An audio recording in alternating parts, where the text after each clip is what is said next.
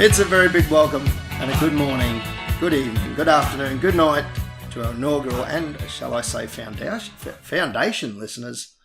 We are on the ranch. We are a sporting podcast focusing heavily on the North Queensland Cowboys rugby league team, with some delving into other sports that take our fancy, both local and overseas. My name's Bob. I am a Townsville local, a Cowboys fanatic, an all-round clueless sporting nut, really. You may recognise my voice from the Northern Stand podcast, or maybe not. But if you've come across from there, it's a very big welcome to you and thanks for joining us. The man beside me, you might know as the guy from On The Spot, the videos that truly show the passion us Cowboys fans and indeed many Queenslanders exhibit, all manifested into about a 3-minute piece before each game. His name's Pistol. Good evening, Pistol. How are you? Rob, I'm very well, thanks. Thanks for having me. And as a foundation player here, it's really a big honour to join you side by side on the ranch. Welcome aboard. It's good to have you on board.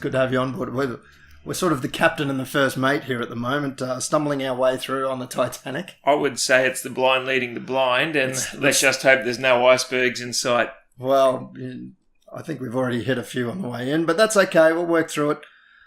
So you're the man from the On The Spot videos. What made you start On The Spot? Good question. Dates back to about 2015, where I'd start just doing a couple of posts on Facebook's, just written literature basically, and it started off with something like a game time is play time, and that evolved into maybe 3 lines, 4 lines, 5 lines, tagging a few friends and so on, and eventually a few people said, "You're doing really good at this writing stuff, Pistol." It was more like a poetry in motion, so to speak. You should actually create a page on this. So throughout the 2015 season, I had done that after going to the original launch where Rupert McCall was guest speaker, and I took quite a shining to his work. If you've ever heard him, or if you haven't, I suggest do yourself a favour and look up Rupert McCall. He's actually quite the wordsmith. Anyhow, one of my mates kept telling me, you're doing really good. You should try this in more often. And then by the launch of the 2016 season, it was actually the night before, after having a couple of red wines with a few mates at home, and I was talking to them about, how I've seen these videos and seen these presentations by the great man, and they all said, "Why don't you do something like that?" So we took writing to videoing, and a couple of years later, each week's a bit of a struggle coming up with different material, then shooting it, performing it. It's usually myself. This year we've changed up a few things, and we've actually got a bit of a, I guess you could say, a recording studio. So we could say. You could call it that. You could call it. Where you yourself have come on board, and hopefully we take it into a new direction, as opposed to just myself gibbering for 2.5 minutes each week in a very much amateur hour. But that's basically how On The Spot started. It just to try and give a bit of pre-game hype and get the fans involved, so to speak. Similar to, I guess, dare I say it, Phil Gould hypes up the crowd in an Origin game. Ray Warren at the start of big events. Just little things like that, just to get the goosebumps pumping a little bit further. Beautiful, beautiful. Well, let's hope you don't go as far as Phil Gould and get yourself off social media every second week. He's got a bit of a habit with that. Let's move right into season preview, because it is 2019. It is the start of the season, and hopefully you're listening to this before the first game. And if you're not, well, Slight technical difficulties probably got us there in the first place. It has been an interesting off-season, to say the least. Look, we're not going to go into too much depth on it. I mean, it's been done to death on just about every other platform with the off-season dramas. Instead, we're just going to focus on the Cowboys off-season, and we'll move forward from there. We'll start off with the new names to the squad for 2019. And we're looking at, there's probably, 4 or 5 or 6 there that's off the top of our heads. Yeah. Nene McDonald, we'll start there. He's from the Dragons. He's a Cairns boy. He's got 91 first-grade games under his belt. The eyes are on him in that outside back role after Winterstein's retirement. I'm looking forward to seeing Nene or McDonald have a good run there. I think he's a valuable backline player to have for us. I agree. It's a shame as we know this weekend Kyle Felt's actually out with injury, but it will be devastating to see both Nene and Kyle on opposite wings to each other, as they're probably, dare I say it, one of the two best finishers in the business. They both know how to find the try line. They both got a massive vertical leap, and they've got hands that the ball sticks to like glue. I don't know what they're spraying on their fingers before the start of a game, but they just don't seem to drop a ball, and they know their way to the try line. So having Big Nene, as you said, a Cairns product on board, welcome home to the North. It's exciting times ahead. Absolutely, for sure. Next up, we've got Tom Opachik from the Broncos. 19 first-grade games under his belt. And from what I remember seeing of him over the last couple of years down at the Broncos, he's a solid centre, and he is actually going to be a starting centre for us this week. He has had a couple of shoulder reconstructions in the last couple of years. Hopefully that's not an issue. I don't think it will be, Rob, to be honest. If you recall back, Brent Tate came to our club, and at the time he had 3 knee reconstructions, or he's going through his 3rd one, sorry. And look what happened with him. He leaps and bounds, and as champion players do, like Tatey, he got back to the best as he is. Opachek is only a young fella, but there's so much more future ahead of him, and I think a sea change for that matter, and just under different guidances and the culture and structure that the North Queensland Cowboys do present themselves with, I think we're sure to see the better of him as time develops. And may I add, he's one quick person. Remember watching a few games when he played in the Broncos colours. He is lightning fast. Beautiful. That's what we need. Some good centres. Moving in a bit further, we're looking at Josh Maguire, the other Bronco, probably one of the biggest signings, I guess, for this year.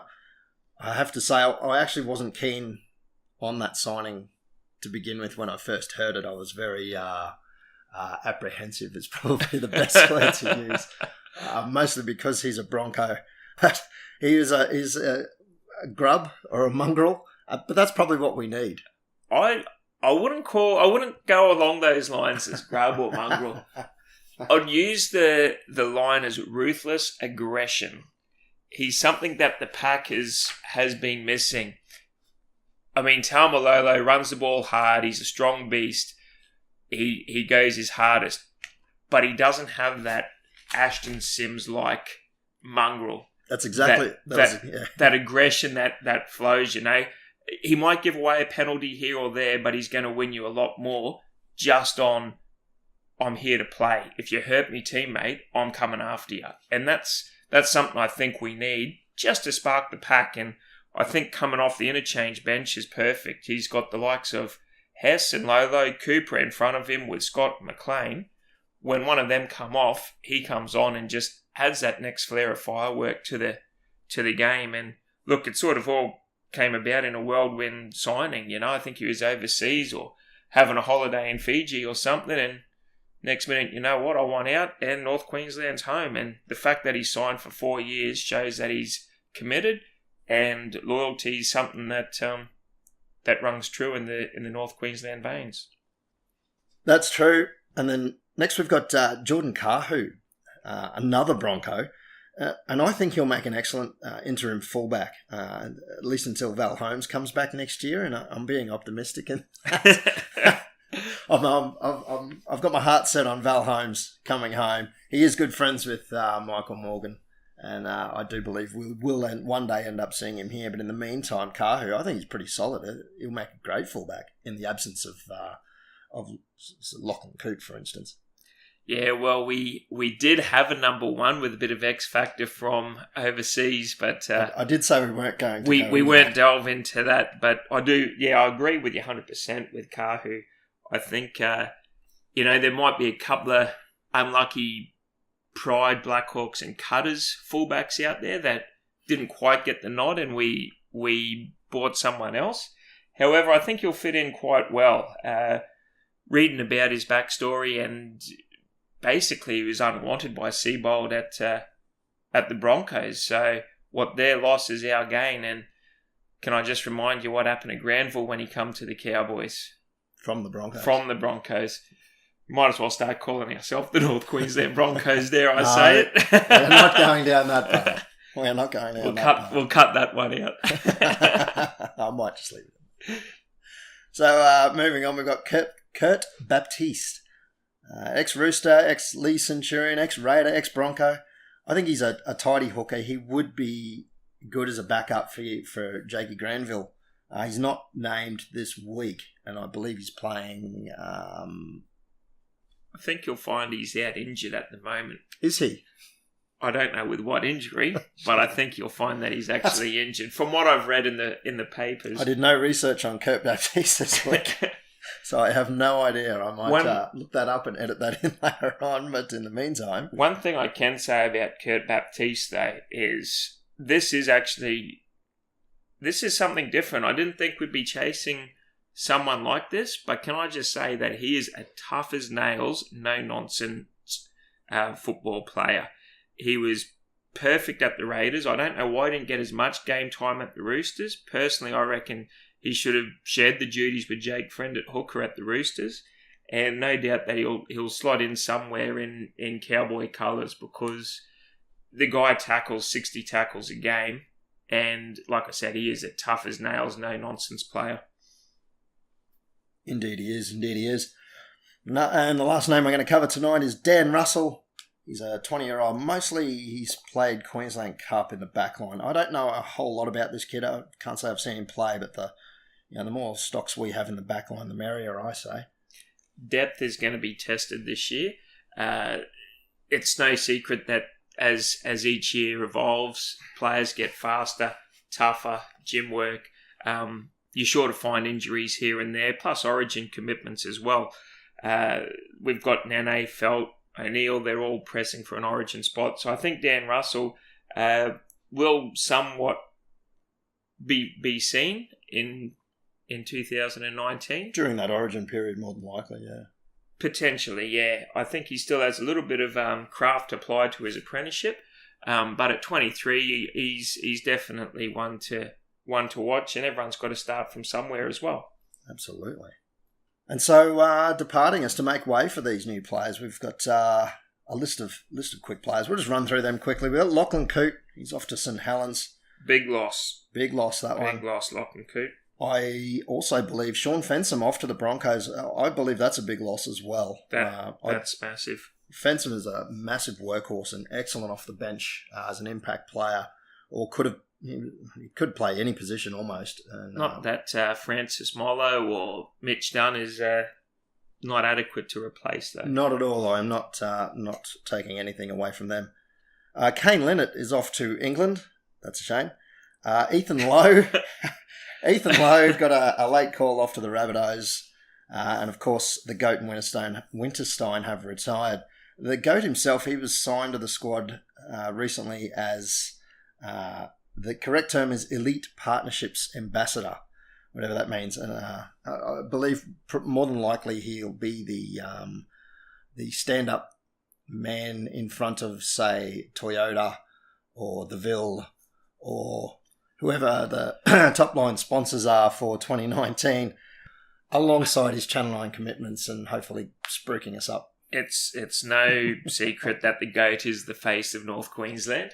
And why not utilise him? You know, he called Townsville home for over 14 years. He's raised a family here. He's basically God up here. When you put him next to a person like Santa Claus, one of them's a fictional character and the other one is an absolute God. One of them took us to a grand final in 2015 and won it. So I think with JT still being around the boys, no doubt he'll be giving insight into the young halves of Martin, Clifford, Morgan's big role to fill, amongst a few of the other Q Cup players as well. And having him around can only strengthen us as a team and also still buy into that North Queensland culture.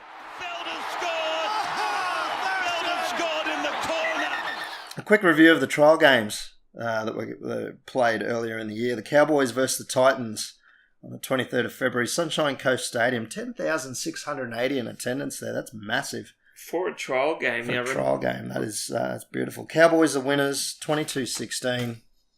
Young understudy half Jake Clifford starred in that game. He really gave Greeny some headaches for the first round selections. But obviously, Greeny stuck with Tamari Martin for the time being. A few little injury concerns for Tuolagi, Wilshire and Corey Jensen out of that game. I haven't really heard the outcome of those injuries, but did you see any of this game at all? I have not. I had missed it. I was actually out of town that weekend and missed the stream. So, but yeah, I did hear that you had a couple of those injuries, as mentioned. I think the main one being Corey Jensen. He was a first grade player for us, but no doubt he'll be back on his feet soon enough. Just on that game, you touched on the crowd attendance. 10,000 plus people in attendance on Sunshine Coast. That's quite an impressive figure for a trial game. The last time Cowboys played Titans, I think it was at Seabus Stadium last year in JT's farewell. They obviously packed it out, and to have this in a trial, it just shows the support people are already wanting to give to this game, and hopefully the players can play rightly by it. All over Queensland, it seems. It's good. Packing out stadiums left, right and centre. The second trial game we played was Cowboys versus Storm. That was on March 2nd at BB Stadium in Mackay. The Cowboys, again, were winners here, 14-6. I did actually watch at least the first half of this one. The second one, I had a few too many bevies under me, but it was terrible in that first half. There was so much dropped ball. There were more balls dropping than senior year of an all-boys high school, I tell you. But I thought Kahu did well in the fullback role here, and overall our defence was especially great, bar that one Storm try. And incidentally, that's the try where I think it's Scott Drinkwater came out with a pec injury. Yeah. So we won't be seeing him from the Storm at all. But that's got nothing to do with the Cowboys, and we came away as winners. Yeah, that is a shame for the young kid. He was trying to get back on his feet. Bellyache, he said about this game, and he blamed the humidity for the drop ball, saying it was too greasy and whatnot. Now, I'm no rocket scientist, but when you play in Melbourne and you have 4 seasons a day, yes. I would have thought that holding the ball would just come second nature to him, yet somehow he blamed something else, and look, I personally don't think the Storm are going to perform too well this year, just quietly. They may struggle. They may struggle with Slater now gone. I think Smith's in his retirement year, and he is trying to get some premierships back because I think he's pretty sure he's not going to win any this year. Yeah, he is itching for those lost ones. But hey, if you do the crime and you play with a stacked deck, well, you don't get the accolades. But indeed, we might come back to that one later. Jonathan Thurston to lead North Queensland to a maiden premiership. So a quick look at the team. It was announced earlier this week. It's looking like it'll probably stick by this. It may change here and there, but I don't think it'll change too much, barring injury. We've got Jordan Kahu in fullback, as we covered before. Nene McDonald and Justin O'Neill on one edge with Tom Opachik and Javid Bowen on the other side. Just on Justin O'Neill, I know he's had his pundits and critics, but from all reports, he's been training the house down in pre-season, and I reckon you'll see some big things from him. He'll get back to the form that saw him win a Maroons jumper a couple of years ago. I do believe he was pretty disappointed in his own form last year, and that's probably driven him to do better this year. It remains to be seen. He probably knows his next on the chopping block, and there's plenty of other centres and wingers waiting in the wings to take his spot. That's for certain. We got Tamari Martin and Michael Morgan in the halves. I think Clifford will end up getting a run there somewhere through the year. Greeny himself said Tamari Martin and Clifford were neck and neck for the selection there. Yeah, right. So it'll be good to see Clifford get a run in first grade. Apparently it's just a little bit of consistency in Clifford's game is all he needs, and he'll be up there. And that comes with time as well. Absolutely. And then move on to Matt Scott, Jake Granville, the number 9, of course. Jordan McLean in 10. Gavin Cooper in 11, And in 12, we've got Cohen Hess. Okay. Cohen Hess had one of those years last year as well, so let's hope he's gotten a bit of a fire lit under him, shall we say? It'll be good to see him come back to that. I thought his best damaging run was off the bench, personally. A tired pack after 20 minutes, out comes this Loch Ness monster for an impact 40, 20 either side of halfway. And if you need him, he can still run towards the end. He's only a very young boy and he's got a big motor similar to the Hulk. Look, you could make a claim for someone like a Scott Bolton or a Asiata, for instance, even a Al Maguire, or Dunn for that matter, to play second row. But I think to start off the season right, let's see what the big boy can offer, and hopefully he's got a bit more cardio under his belt. More cardio, please. Jason Taumalolo, of course, fills out that number 13 spot, and $1 million a year. I would want to hope that he is starting. And on the interchange, we've got John Asiata, Big Josh Maguire, Mitch Dunn and Francis Mollo at this stage. In the reserves, number 18 is Ben Hampton, unfortunate to miss a spot. Jake Clifford, as we mentioned before, Gideon Gillan-Mosby and Inari Tuala.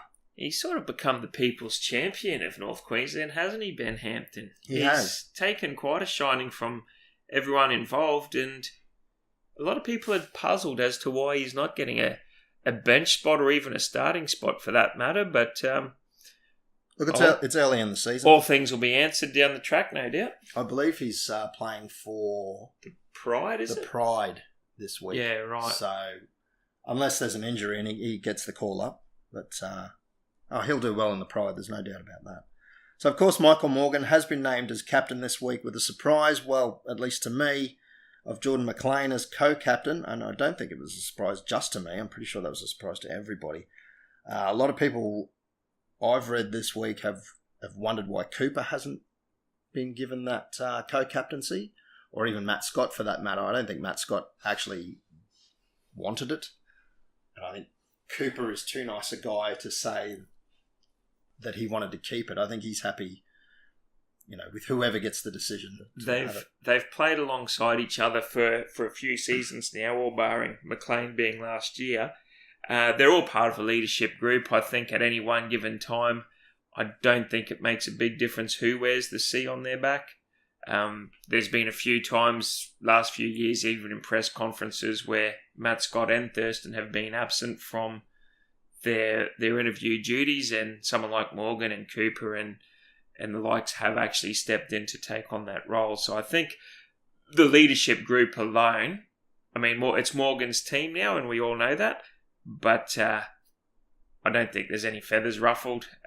McLean was a bit of a left field one, given he's only been here 12 months, but looking to the future, he looks like he could be here for quite some time. We also don't know what's been going on in the off-season. He could be standing up at training and leading from the front. Could just be the case that everyone's looking up to him anyway, and he might be bringing some of his experience along and just leading from the front. So the new locker room leader. Absolutely. It looks to me as it's taken the steel work. Round 1 preview, Cowboys versus Dragons, Saturday 16th of March at 6:35 p.m. in the glorious 1300 Smiles Stadium in its farewell tour. Fortress 1300. Fortress 1300. Look, Pistol, it's always a good thing to get a good start to the year, and I think certainly this year, I believe, we need to see the Cowboys get off to a good start. We couldn't ask for a better location and time for Game 1, personally, I think. Do you think we'll be ready? I reckon we're born ready, to be honest. We've had an off-season, a pre-season of turbulent ups and downs. We've gone from a severe drought to devastating floods. I've heard that before somewhere.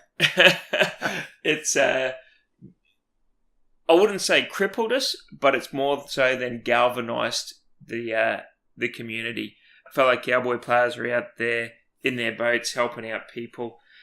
We've had training halted to different grounds, but we're professional athletes. We know what to do. We've been to a couple of grand finals in 3 years. We played in prelims. The boys are more than ready for up this. We've had the trials.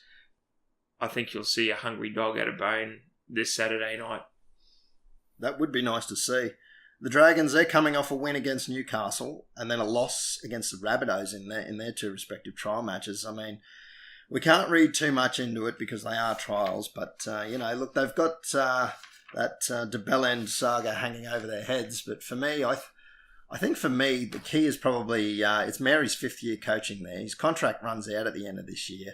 And I think they're going to come out with the mentality of giving Mary a good run so that he can either re-sign or resign, either way, without being forced out. I don't think it'll be a washover game by any stretch. It is round one. There's going to be a bit of rust on everyone. Trials are something, but it's nothing compared to the main event. I didn't realise it was Mary's last year. If he's not being offered another contract, then he's looking for the first 10 rounds to try and secure a position for the next few seasons. And in typical Dragon fashion, it's one of those games you actually don't really want to play them early on. They tend to win their first 15 games of the season and then still miss the 8th. So to start off with them, to claim a scalp like them at the start, it's going to be a foot in the right direction. It'll be good for us, but I think Mary would want to get on the phone pretty quickly in the first 10 rounds of this season if the last couple of seasons for the Dragons are anything to go by. I think our forwards are probably the key to this game. We've got a massive pack, and now with Maguire there, we can certainly match any aggression. It's just a matter of whether or not the halves can capitalise on that. The Dragons are a slightly younger squad. I dare say they're possibly more nimble. It's hard to say. I can see the Dragons, testing the likes of Bowen and O'Neill. And, if they manage to get through once or twice there, I think it might snowball from there. But, it's the forwards. I think this game will certainly rely on their forward pack. Absolutely. On paper, we've got no doubt probably the best pack in the business. If Matt Scott gets back to his damaging best, I mean, he's a Origin candidate of 20 plus games in that high octane arena. He knows what to do, and he's got that experience behind him. He's a battering ram, and as long as you've got him and McLean going forward, I call them the bookends of the business. We'll go a long way to securing this. You then got fringe players of Cooper and Hess running off that. The Hulk chewing up meters up the middle. All this leads to exciting times with Morgan on one side, Martin on the other, and Kahu's got a good passing game. He does. You nearly said Clifford there. I think we all want him to be fine. That's fine. We'll see how Martin goes. I'm sure he'll be great. And not to mention it's Nene's game against his former club, so he's going to have a lot of points to prove, and who knows, he might get a hat-trick of a few big, high-leaping, towering bombs. Oh, that sounds like a best bet if I've ever heard of one. So, from right to left, the Cowboys... Hunter's not done! All right, moving on to a bit of news from this week. We won't cover too much here. Just a few select stories. One particularly that stood out for me was Cameron Smith calling for the Storm to have their stripped premierships returned in light of the whole Cronulla Sharks salary cap scandal and penalties in the last couple of weeks. The first thing I want to say to that is no. The Sharks' rorts were completely self-reported and they had nothing to the extent of what the Storm were doing. The Storm, for instance, had 2 sets of books and some players signed 2 contracts. Nothing like that at the Sharks. In fact, the Sharks weren't even over the salary cap in 2016 at all. It's just that they were being dodgy with some underhanded payments that they weren't meant to be, but they inadvertently weren't over the salary cap. So if you're going to penalise them, then penalise their management for trying to cheat and not cheating properly. And look, as an aside, I mean, the Sharks are now doing this juggling act with Seguiaro. Like, is he on contract, off contract? He signed some dollar deal with Newtown to play for them. I mean, I don't know. Is it time all the contract garbage was handled by an independent party or by the NRL itself? I've always looked at contracts in the modern game as, what do they actually mean? You'll have someone sign a contract with the club today, let's say for $500,000, and then in a month's time have the sniffles with it, and then get a release and sign a contract elsewhere. And the same happens with coaches. Same happens with coaches. Now, these people are brought to a club. as a face and a marketing leader? And where does that all go? Look, I agree, yes, maybe there should be something that is set to an independent review. I don't think, the clubs can log everything. But once that goes to the NRL, I want to know, why has it taken to 2019? How has this come up if the NRL are now looking into it going, the Sharks played up in 13, 14, 15, they were compliant by 16. Wouldn't you have fined them back then? Well, I believe the NRL haven't looked at it, and the Sharks self-reported this one. So they found out that they were above the salary cap in all years except 2016 and managed to self-report that to the NRL. So they've gone looking deep into the books. The Storm issue, salary cap issue, was always under the rug and hoping no one would find out. Yes, until somebody blew the whistle on them. That's where the differences are in those, and why those premierships just shouldn't be returned. Look, once it's taken off you, you're gone. You've accept the umpire's decision, and you're back in the pavilion. You got that star beside your name for the rest of eternity, Cameron. Another one that came up in the last week or two is the pay rises for the referees, where the top officials, they'll earn over $300,000 annually in a historic 4-year enterprise agreement. There was 12 months of negotiations where it was possible we weren't going to have referees at the start of this season. I think everyone didn't actually believe that was going to happen. Personally, I think it's a good move. If you pay peanuts, it's a great move. If you pay peanuts like they were before, they were on about $180,000, which for top grade, front line person who's making a decision that can effectively turn an entire game on its head. I mean, if you pay peanuts, you get monkeys. That's what happens. The players themselves, we all know what they're earning, figures well above that. And the administrators of the games, the ones with the most eyes on it, much better dollar value, and that's going to increase over time in the next couple of years. Look, it's a great move. Although after tax, it probably means they'll be getting an extra $1.98 a week. Thank you, Scott Morrison. Look, I think it's a great thing, to be honest. At the end of the day, you don't have a game without officials in all sports. They're the first to be criticised. They're the first to be bagged. Unfortunately, in today's modern games, doesn't matter what sporting code, you've got 38,000 different cameras all following something, and every fan that doesn't get a decision go their way, the first to blame the referee.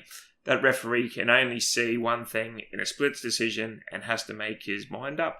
I think by having a bit of extra pay in their pocket, it'll step up their performances.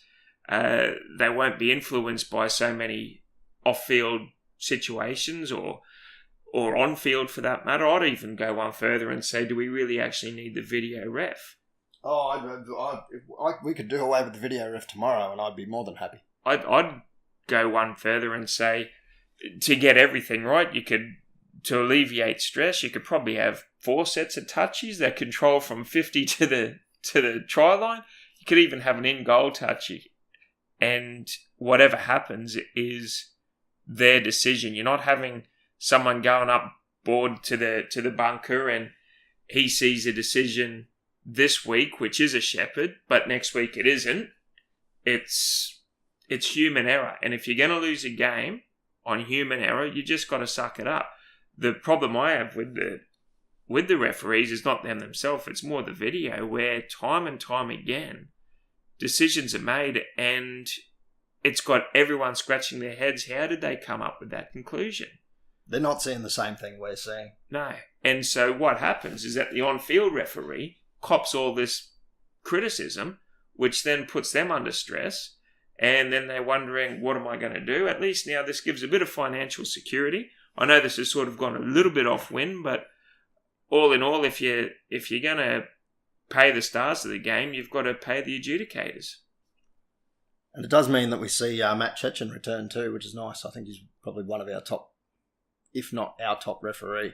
Yeah. And to see him leave last year in the way that he and the reasons for him leaving, I think that was a disgrace, really. So it's good to actually see him back. And I know the game wants to protect its players, and they want to do this, that, and the other. Yet, what about your officials? So, indeed. And without the officials, as I said, you don't have a game. And it wasn't the money bringing him back either. It's just the deal in. I think he had a visa issue with actually working in England, so that's why he's returned. Thurston to choose from with Coot. He hits it. He's got it. He's got the field goal. He's got the premiership. Cracking into our tips for round 1, 2019. Let's just get straight into it, shall we? Before you start, can I just Let's not get straight into it. Yeah. Before you start, I just want to say I'm a Peroneal Tipster. Every comp I go in, don't follow me. I'm usually at the bottom, if not at the bottom, I'm below bottom. Well, that's fine, because I'm not exactly great either. I mostly just lose money in any tipping comp that I enter when it's got money involved. So round 1, game 1, Thursday night, the 14th of March, Storm versus Broncos. Pistol? I have the Storm by 10 in this one. I just think, Melbourne haven't lost a round 1 game for something like ever. And, Broncos have got a new coach. They've had a clean out of some of their old players. And, I think they'll take a bit of time to find their feet. And, I think the Storm will be too good. Storm by 10. I mostly agree with you there, but I've got the Storm by 6 points personally. Friday night, 15th of March. 5 p.m, we've got the Knights taking on the Sharks at McDonald Jones Stadium. $1.90 each way for these ones. I've got the Novocastrians here. The Novocastrians? What's it called down there? Is it Marathon Stadium? Aussie Energy Stadium? Whatever it is, I got the Novocastrians at home winning this. Well, now it's McDonald Jones Stadium. McDonald Jones. Well, there you go. Personally, I've taken the Sharks. Yeah, I think the Sharks will get this one done. It's okay to be wrong. I was wrong once. I was mistaken when I was wrong. Second game on Friday night, 6:55 p.m. It's the Roosters taking on the Rabbitohs at the Sydney Cricket Ground. It could be the Sydney Dust Bowl by then. I think they're playing in more sand than Baghdad at the moment. Is their turf even finished yet? I believe it was being laid today. Look out for season-ending ankle injuries in this one. Holy Jesus.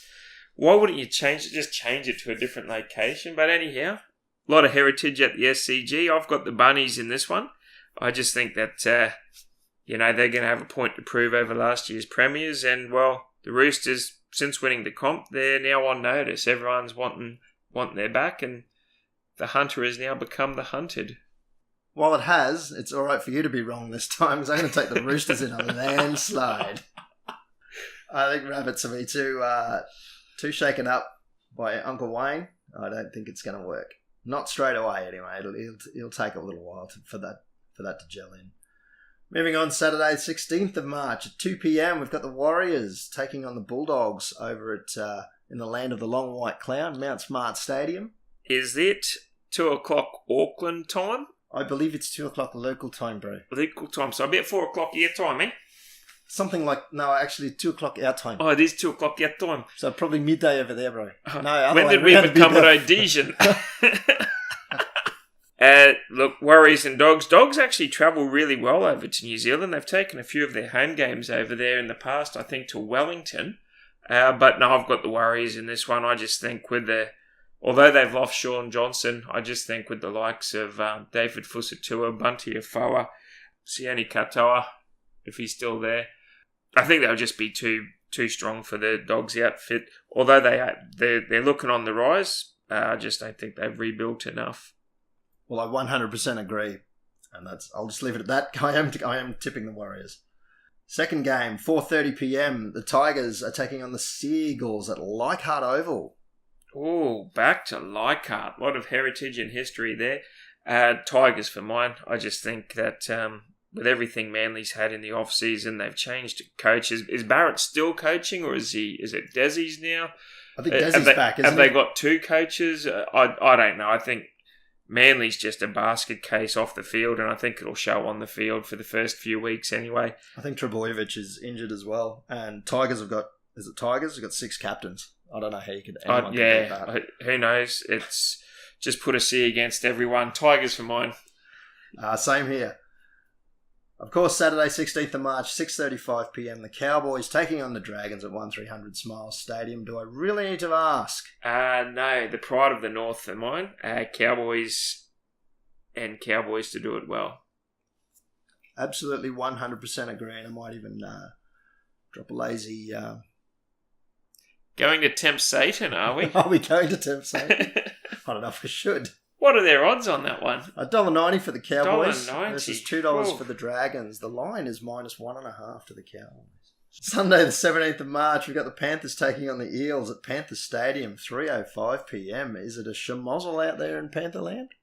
Where do you start for both clubs? I think they're going to... Wow. I'm pretty sure all their mobile phones have been taken off them. They've got more drama on the cell phone than Warnie. Fair dinkum.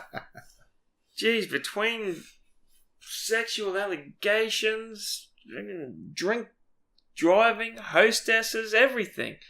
It's a flip of a coin, but if history proves itself right, Parramatta actually do start the season off quite all right. I think you'll see something like a scoreline of 40-8 Parramatta. Oh, it's truth. Are you actually taking Parramatta? My God. Well, I'm taking the Panthers. They are $1.52 favourites. And I'm actually lining up an end-of-season trip to Penrith. Because clearly it's the party capital. Toot, toot, toot, toot.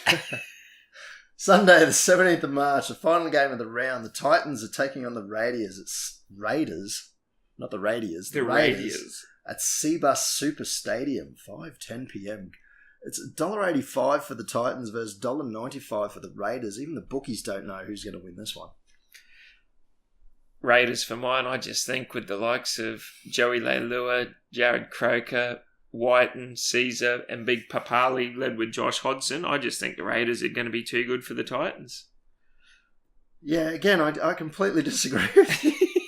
I tell you, if it was in Canberra, I would agree with you there. But up at Seabus, let's not call it a fortress, but I can't see the Raiders doing it. The Raiders on the road in 19. Raiders on the road in 19. I do like the Raiders personally. I just don't like Ricky Stewart, but I really think the Titans are going to take this one home. And $1.85 odds are pretty good, I think, for that game. And I think that's our tips for the round. So what do we got there? 4 opposite.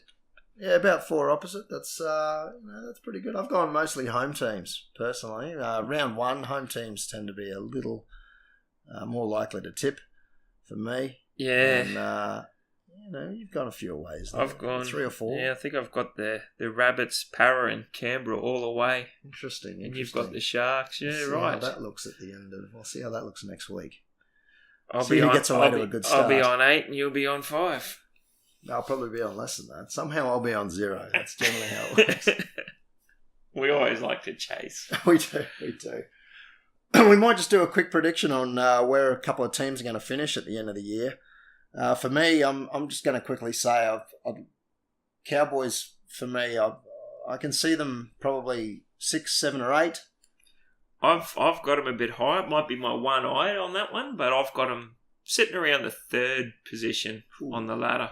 That's certainly a bounce back from last year. What was it, 15th? So it was, but we saw last year's top 8 was 2 points from 1st to 8th. So and Roosters did it the year before. Well, a couple of years before that, they were premiers, and then they bombed out, and then they become minor premiers again. So it can be done, but do we have the squad? We do, but I can see us being 6th, 7th, or 8th. Any surprise packets you see for the year? Surprise teams? Anything unexpected, maybe? Not for myself, but I think for a lot of other people. I actually think the Dragons will get minor premierships, to be honest. Although we play them week 1, I think that with the start they usually have every other year, if they can just win another game or 2 after round 15, they'll win the minors. I've actually got Warriors up in the top 4. I just think that the bros across the ditch are, as big a loss Sean Johnson is, I think he could have also been a hindrance to him as well, and I think that they'll prosper. I've even got the Raiders and Titans sitting around 5th and 6th. Holy moly. And look out for the Knights. I reckon they'll come 8th. You're pretty much flipping the ladder upside down from last year. on the back of a bit of Ponga Magic and a few others with the Ross Dog and Sean Kenny Dowd and a few of the other boys down in Newcastle. I think you might just see them wimp into the 8th, and if they do, it'll be a good thing for rugby league. It would certainly open a few eyes, without a doubt. I've got probably the Panthers as minor premiers this year. They got the new coach coaching the Sun. They've got a good squad. I think they'll overcome their early season or pre-season dramas, and I think we will see Panthers minor premiers, and I think we'll see them in the grand final as well. Who against? I don't want to say Broncos, so I won't. I'd probably say Roosters. I think Roosters are going to go all the way again, but I don't think they'll take out the premiership. It's very hard to do that 2 years in a row. Back to back, you say? In the modern era, it's very, very hard to do that. Oh, I'd be looking at a Cowboys-Warriors grand final. I certainly wouldn't object to that. I wouldn't object to that. I think it's... Nor would you. You'd have to wear 2 jumpers. No, you see you disappear in for a beer with a Cowboys jersey and walk back out with a Warriors one. Because that's never happened before. No, I just think that, the Warriors making the 8 last year, they'll build on that. The Cowboys have been there or thereabouts for the last few seasons, or bar last.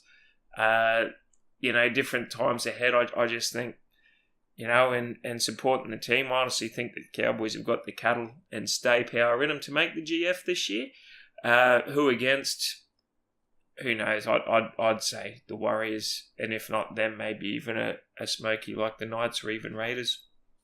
Interesting insight. We'll see what happens there. Well, I think that'll be it from us in our very first show. Thanks very much, Pistol. It's been a pleasure. It's been relatively painless. It's been a little rusty, and we hope that you've endured through us all here tonight, and hopefully there'll be many more ahead. And maybe, or this could be the one and only. We don't know. We're called on the ranch, and tune on in. Thanks for listening in. You can join us on Facebook. Currently, we'll be at the On The Spot Facebook page. Here's looking to a successful 2019 for the Cowboys. That's a good night from Bob. And good night from the Pistol. Shoot 'em up. Ride. Shoot 'em up.